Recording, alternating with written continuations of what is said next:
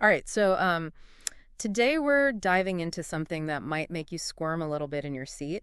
Yeah. Dental calculus removal. Hmm.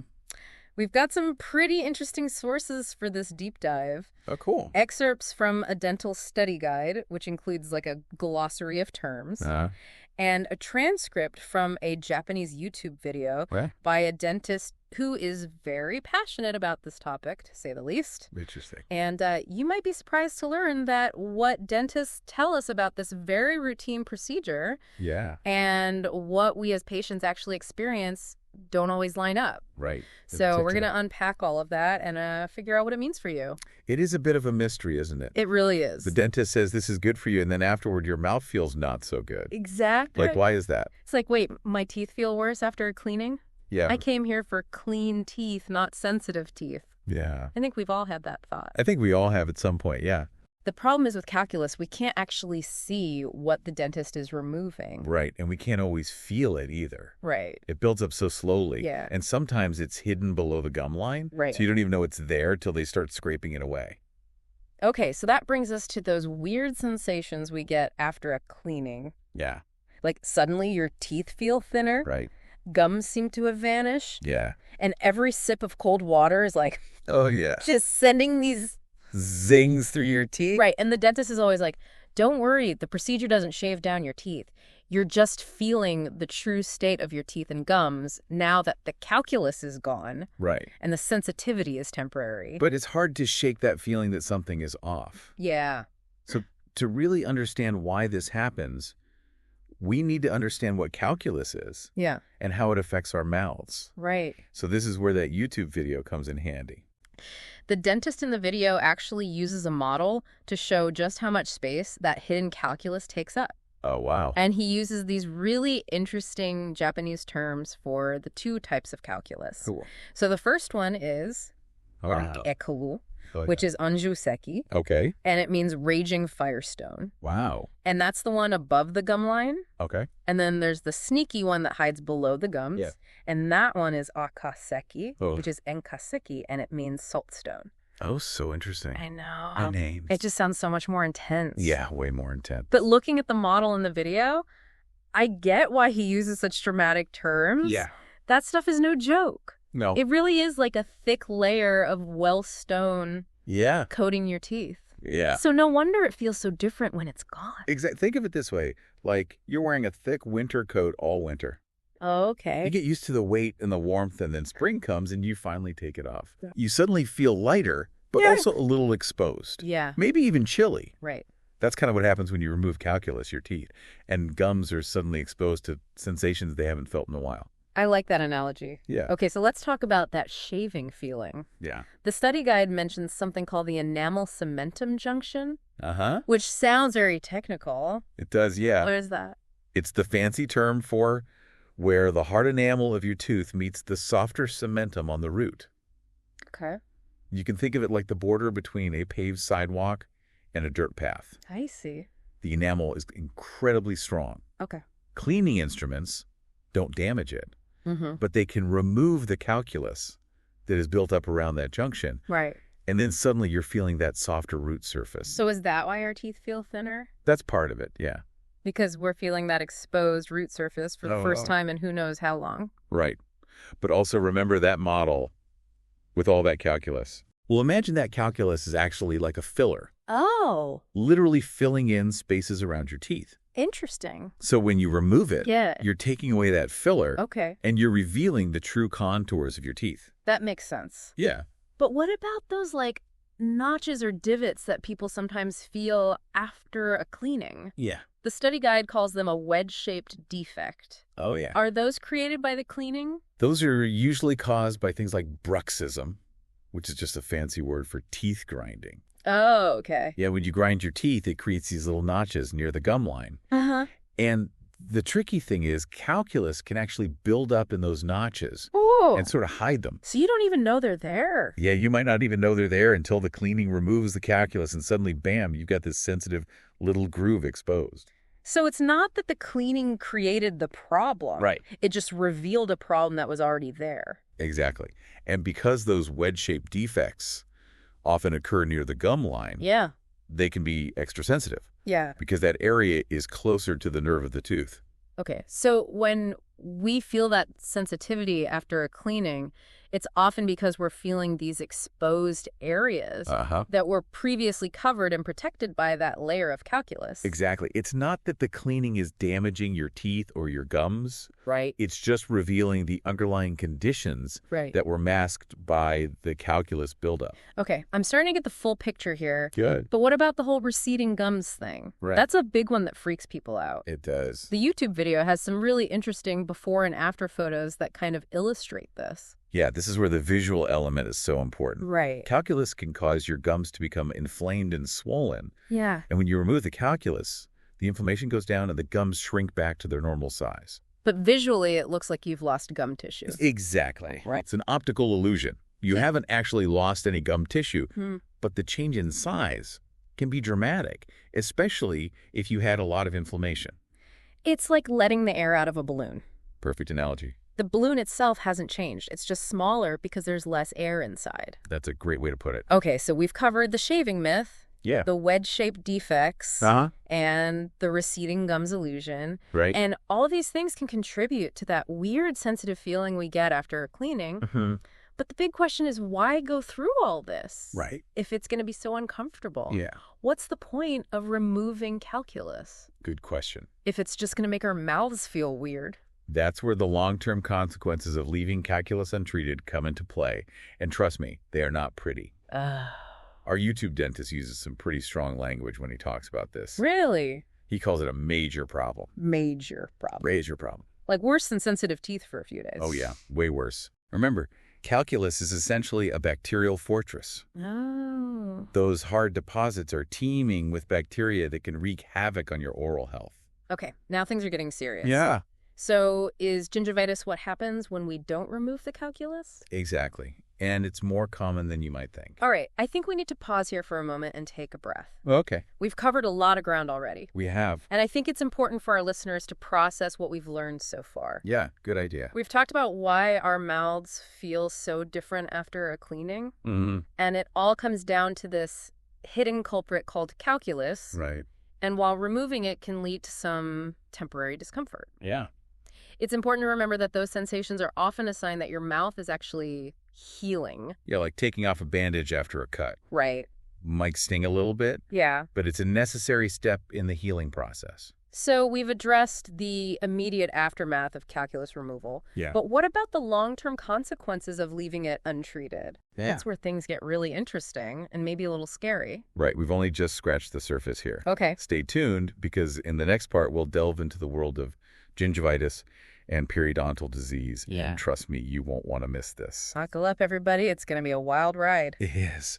So we've seen how removing that hidden calculus can cause some surprising side effects. Yeah. But what happens if we just leave it there? That's what I'm wondering. Is it really that big of a deal? It can be, leaving calculus on your teeth is like inviting bacteria to set up camp and throw a never-ending party in your mouth. Oh, no. And the first guest to arrive at that party, Who's that? gingivitis. Gingivitis, the first stage of gum disease? Yep. Okay, break it down for me. Okay. What exactly is going on in there? So think about it this way. Calculus is rough and porous, Okay. the perfect hiding place for bacteria to multiply. Uh-huh. And as these bacteria feast on food particles and produce waste, Gross. they irritate your gums, Okay. and that causes inflammation. So that's gingivitis. That's gingivitis. Okay. You might notice that your gums are red swollen Yeah. and maybe even bleed a little when you brush or floss. See, now that you mention it, my gums do bleed sometimes when I floss. Uh-huh. I always thought that was normal. Oh. Like proof that I'm actually getting in there and cleaning things out. It's normal to have a little bleeding occasionally, especially if you haven't flossed in a while. Right. But if it happens every time you floss, Yeah. or if your gums are constantly red swollen or tender, Yeah. that's a sign that something's not right. Okay, so that's gingivitis, but isn't that pretty minor? Well, Like a little inflammation never hurt anyone, right? it's not great, but here's the thing. If you ignore gingivitis and that calculus stays put, Oh. things can escalate quickly. Oh, no. The inflammation spreads deeper below the gum line, Yikes. affecting the tissues and bones that hold your teeth in place. No. And that's when we move from gingivitis to periodontitis. Periodontitis. Okay, now it sounds serious. Yeah. What happens then? Think of it as a full-blown bacterial invasion. Oh my gosh. The gums pull away from the teeth, forming deep pockets that become even harder to clean. Oh. And those pockets fill up with more bacteria. Oh. And the cycle of inflammation and damage just keeps going. So it's not just about your gums anymore, it's affecting the actual structure that supports your teeth. Exactly. And as periodontitis progresses, you might start to notice some pretty unpleasant symptoms. Like what? Well, your breath might be, well, not so fresh. Okay. You might feel pain when you chew. Yeah. Your teeth might even start to feel loose. Loose teeth now, that's scary. It's definitely a sign that things have gone too far. And if periodontitis is left untreated, you can actually lose teeth. Wow. Remember that Japanese dentist and his strong language? Yeah. This is what he was talking about. He sees the devastating consequences of neglected oral health every day. I had no idea it could get that bad. It can. So let me get this straight. Calculus builds up, leads to gingivitis, and if you don't deal with it, you end up with periodontitis and potentially no teeth. That's the gist of it. Oh my gosh. And it's not just about losing teeth. Research has shown that there's a link between gum disease and other health problems, like heart disease and diabetes. Whoa, hold on. You're telling me that something as simple as not getting my teeth cleaned regularly could increase my risk of heart problems? It sounds crazy, Yeah. but there's a growing body of research that suggests a connection. The inflammation caused by gum disease can actually enter your bloodstream and affect other parts of your body. Wow. It's still being studied, but it's definitely something to be aware of. Okay, I'm officially convinced calculus removal is no joke. But why don't dentists do a better job of explaining all of this? I mean, if I knew all of this beforehand, I'd be begging them to scrape every last bit of calculus off my teeth. That's a great question, and it's something our YouTube dentist is quite passionate about. Yeah. He believes that many dentists focus too much on the technical aspects of the cleaning and not enough on the long-term consequences of neglecting oral health. So it's not just about scraping off the gunk. It's about educating patients on why it matters. Exactly. He advocates for using visuals like the model in the video to show patients what calculus actually looks like. Yeah. And how much space it takes up. And he stresses the importance of explaining the link between calculus gingivitis and periodontitis in clear, easy-to-understand language. I like that approach. If you can see the problem and understand the consequences, you're more likely to take it seriously, right? Right. And he doesn't just talk about the scary stuff. Okay. He also emphasizes the positive side. You know, a healthy mouth feels good. Yeah. It looks good. Right. And it allows you to enjoy your favorite foods without pain. Okay, so it's a two-pronged approach. Educate on the risks and highlight the rewards. Exactly. But what about those people who are just really resistant to dental work? Yeah. They're convinced that calculus removal is unnecessary, maybe even harmful. Right. How do you reach those folks? That's where a good dentist becomes a bit of a detective. Oh. It's about asking questions and figuring out what's driving that resistance. Are they afraid of pain? Do they have negative memories of past dental experiences? So it's about addressing the emotional side of things, not just the technical aspect. Yeah, exactly. And once you understand the underlying concerns, you can start to build trust and address those fears. Sometimes it's as simple as explaining the procedure step by step, Okay. letting the patient know what to expect, and reassuring them that they're in control. It's like that saying, people don't care how much you know until they know how much you care. I love that. Yeah. And it applies perfectly to dentistry. When patients feel heard and understood, they're more likely to be open to treatment recommendations. Okay, so we've covered a lot of ground here. We've talked about gingivitis, periodontitis, and the potential consequences of leaving calculus untreated. We've also highlighted the importance of clear communication and empathy and educating patients and addressing their concerns. But it seems like there's a missing piece here. We've talked about the physical and even the educational aspects, but what about the emotional impact of all of this? Imagine going into a dental cleaning, expecting a quick polish, and walking out feeling like your teeth have been through a war zone. Yeah. That can be a pretty jarring experience. Absolutely. And it can have a lasting impact on the patient's relationship with dental care. Okay, so let's shift gears a bit and delve into that emotional side of things. How can dentists help their patients navigate those feelings of fear, anxiety, and even anger that can come up during and after a dental cleaning? That's where the art of dentistry truly shines. Okay, so we've talked about all the physical stuff, the effects of calculus removal, and then, the long-term dangers if we don't do anything about it. But it sounds like there's this whole other layer, the emotional impact. It is something we often overlook. Yeah. But it is Incredibly important. Yeah. Imagine going in for a routine cleaning, expecting a quick polish, maybe a little bit of flossing, Right. and then you walk out and your teeth are sensitive, maybe your gums look different. Uh-huh. You're suddenly hyper-aware of every little sensation in your mouth. Yeah. It can be really unsettling. It's almost like a betrayal of trust. Yeah. Like, you went to the dentist to make things better, not worse. Exactly. And that feeling of being betrayed or even misled can create a lot of anxiety and anger towards the dentist. Right. It's like, hey, you didn't warn me about this. Right. And if those feelings aren't addressed, Yeah. they can fester and lead to a real fear of going back to the dentist. So it's not just the physical discomfort. Right. It's this whole emotional experience Yeah. that can actually have a huge impact on our overall oral health in the long run. Absolutely. Because if you're afraid of the dentist, you're less likely to go for your regular checkups and cleanings. Right. And then that just creates this vicious cycle. You avoid the dentist, the calculus builds up. You have a bad experience when you finally do go, and the cycle just repeats itself. Oh, man. It sounds like dentists need to be almost like therapists, helping us work through all these anxieties and negative experiences. That's a great analogy. Yeah. And it highlights the importance of empathy in dentistry. Yeah. It's not enough to just be technically skilled. Right. You need to be able to connect with your patients on an emotional level. So what does that look like in practice? Yeah. How can dentists better support their patients emotionally? It starts with acknowledging the patient's experience. Okay. Instead of dismissing their concerns or saying things like, oh, don't worry, it's normal. A good dentist will say something like, I understand that this is uncomfortable. It's a common reaction, but we'll work through it together. So it's about validating their feelings, not minimizing them. Exactly. And it's about providing clear explanations. Yeah. Using language that the patient can understand, avoiding all that dental jargon. Right. No talking over their heads. Right. With fancy terminology. Exactly. It's also really helpful to give patients a sense of control.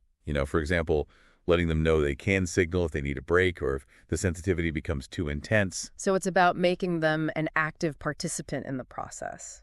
Exactly. Not just a passive recipient of treatment. Right. And for patients who are particularly anxious, offering relaxation techniques like deep breathing exercises or even just playing calming music in the background can make a big difference. It's like creating a spa-like experience. Yeah. But for your teeth. I love that. And it highlights the fact that dental care should be about more than just fixing problems. It should be about creating a positive and supportive environment where patients feel comfortable and cared for.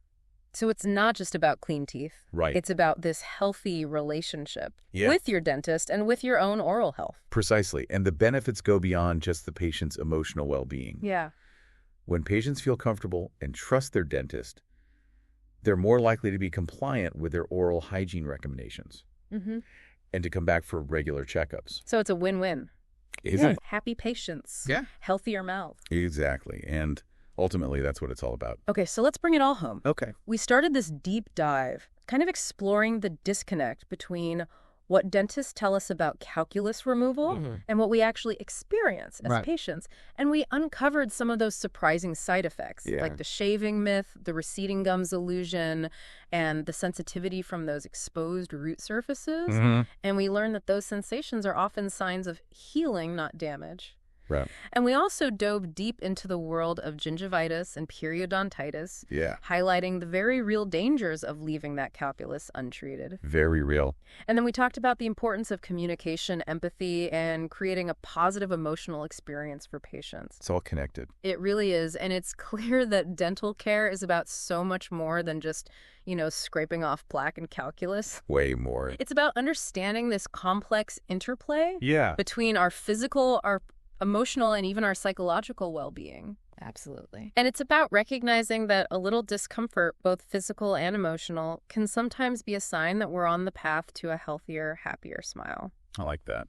So the next time you're facing that post-cleaning sensitivity or maybe feeling a bit apprehensive about your next dental appointment, remember this: your dentist is your partner in this journey. Good advice. Communicate openly, ask questions, and don't be afraid to express your concerns. That's so important. And remember, a healthy mouth is a happy mouth. That's a great takeaway. And on that note, Deep Divers will leave you with this thought. How can you apply the lessons we've learned about communication, empathy, and embracing discomfort to other areas of your life? Until next time, keep exploring, keep questioning, and keep diving deep.